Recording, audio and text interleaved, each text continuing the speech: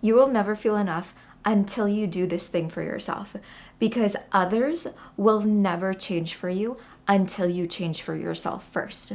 Others will never give you what you want until you give that to yourself first. And most importantly, others will never believe in you until you believe in yourself first. Because the external validation that you're trying to find in your friends, your family, maybe it's even your ex, people that follow you on social media, you will never find your worth, your confidence, your future in them because you are never looking inside. The world, the external world, is basically a mirror showing you exactly who you are. And that is what I want to talk about today, because for years I struggled with this validation piece. And no matter what it is that you're trying to change or manifest or attract inside of your life, when you are constantly doing it for other people's approval, or you're searching for proof in the external world, basically trying to find whether or not you should be doing this thing or you shouldn't be doing this thing.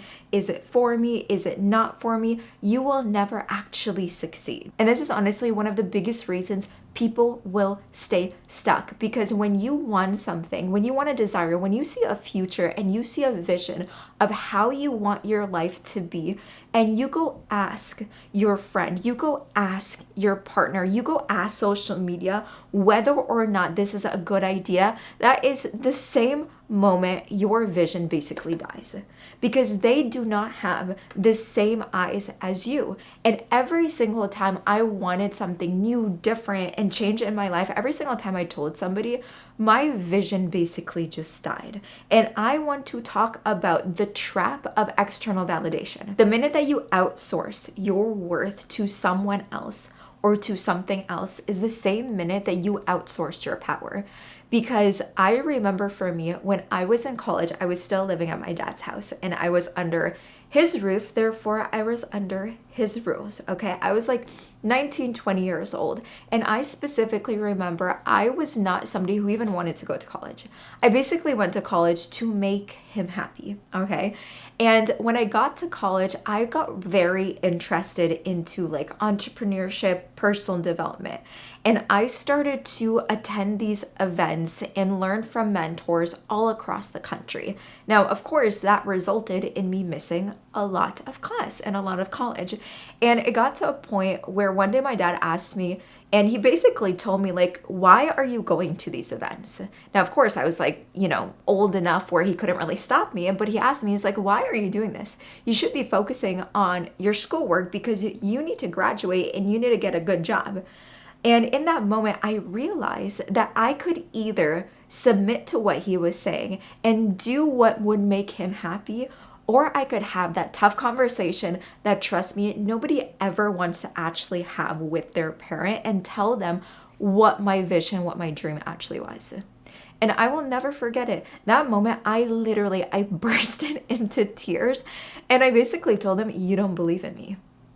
I told him, you do not believe in me. And you will never guess what happened. He bursted into tears and he was like, yes, I do. Go to that event, go after your dreams, build the business, do whatever it is that you want to do. And what I realized was the vision that I had in my mind, he could never see it because it was in my mind. I had it so clearly, and every single time that you try to put your vision in someone else's mind and you try to get their validation, you try to get their proof, you try to get them to believe as much as you want them to believe, it will never happen. But the only thing that I could get, and what I actually got in that moment, was his support. So that's the first thing I really want you to understand is like the external validation, it's actually just like a trap. It's not even real. I always kind of talk about it as more so of like a facade. And one of the reasons why I always thought of it as a facade was because even when I got that external validation, the proof, the approval, whatever it is that I was searching for, and once again, someone else or something else in my world, it would still not give me the fulfillment that I was actually looking for and what I was actually needing. Because I'm sure we've all been here when we're trying to do something new. It's like maybe we're trying to, let's just use social media because let's be honest, everybody's on social media. If you're trying to build a following on social media and you see one of your posts work and that gives you the validation of like likes, followers, and comments, the next day it's gone, it's disappeared, and you still have that empty feeling. It's like you're still looking for that validation, even though you already got it once. So for me, when I start to really understand that the belief and the worth and the validation that I was trying to find outside of me wasn't actually going to ever fulfill me, that's when I realized I actually need to build my own belief first. And that leads me into my second point, which is you cannot think your way into belief. You actually have to do something that you believe in. I'm going to say that again. You cannot think your way into belief. You have to do something that you can actually believe in. And this is so big, especially when it comes to identity work, when it comes to self-concept work, when you're trying to manifest something, when you're trying to build a dream project, when you're trying to work on anything.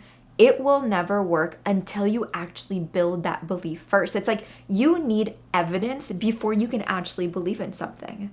And if you watch a lot of my other videos, you know I say this all the time. That's why I'm so curious. That's why I love to learn. That's why I'm always reading books. That's why I'm always watching videos. Because if someone tells me a specific concept, if they tell me something that they think is true, I will always question it. And I will question it because if I don't have evidence in my own life that something is either true or false, I can't really believe in it. So if you wake up one day and you said, oh, I want to build my own confidence, and you just say, oh yeah, I'm confident now, you will most likely not actually believe in that specific affirmation because you don't actually see it working in your reality right now. There is no evidence. And that's why when it comes to manifestation, people will do all the affirmations. They'll do the scripting. They'll do the meditation. They'll do the visualization. They will act as if they'll dress the part. They will do every single thing that they think they should be doing. But the main thing that they should actually be doing is taking the action to build the belief. They need to actually do something that will show them that what they want is actually possible for them. And this is where it's like people always fight with me on this because when people think about manifestation, they think about you don't really need to take action. It's like if you think about something, you're actually going to get it. But that's not actually how manifestation works. If you actually want to change your life, you have to be an energetic match for what it is that you're trying to attract.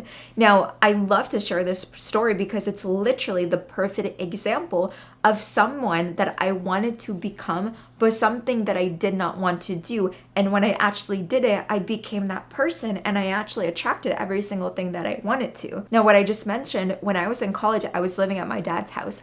And when I graduated in 2018, I was actually still living there for 2 years after graduation. But for me, I was literally born and raised in Iowa. I've lived there my entire life. And I knew in order for me to find my significant other, in order for me to build my business, in order for me to actually experience life, I had to move out. But I didn't have the money. I had never moved anywhere else. I had only lived there my entire life. And once again, my dad was pretty strict. So having the conversation of me moving was very hard to do. But I vividly remember the day where I made the decision to make a date and put a deadline and when I was actually going to move. And this was back in like November of 2019. And I said I was going to move in January 2020. And I remember when I started to pack up all my stuff, there was boxes around me. I was putting all my clothes away. I was putting it in my car. And this was when January came around. And I remember I was terrified. I was so afraid and I was so scared because I was moving across the country to Florida, not knowing a single soul except one person. And I was going to crash with her at her place for a month because I didn't even know where I was going to live. I was so scared. But when I realized that this is actually what I wanted, this was going to be the match to the vision that I had in my mind for so many years. And everybody around me questioned like why I was doing it. I didn't have a place. How do you know it's going to work out? How do you know you're going to make money? I was leaving my family behind. I was leaving my friends behind. They all told me, you are crazy. But I didn't listen to them. And I kid you not, the very first person that I met when I moved to Florida is now my husband. A few months after moving, my business exploded. It was 2020 during COVID. Everybody was on social media. And back then I was teaching people how to build a brand on social media. Built it to 6 figures. I had my first $50,000 month in October of that same year. And that's when I realized belief does not come from thinking. Belief comes from action. It comes from you actually creating that evidence for yourself first. Because yes, I'm all about sitting there, meditating, visualizing, reprogramming your mind. But that is not enough. You actually need to take action. You actually need to do things that you can believe in. And that is how you build the self-trust. That is how you build the self-worth. And that is also how you stop needing the external validation. I don't need proof of anyone of anything anymore when it comes to me changing my life and trying to get something now in my life, because I realize every single time I want something, it comes down to me. Every single time I want to change something, it comes down to me. Every single time I want to see growth, it comes down to me. And for me, that is the freest feeling that I can ever have, because I do not need anything outside of me.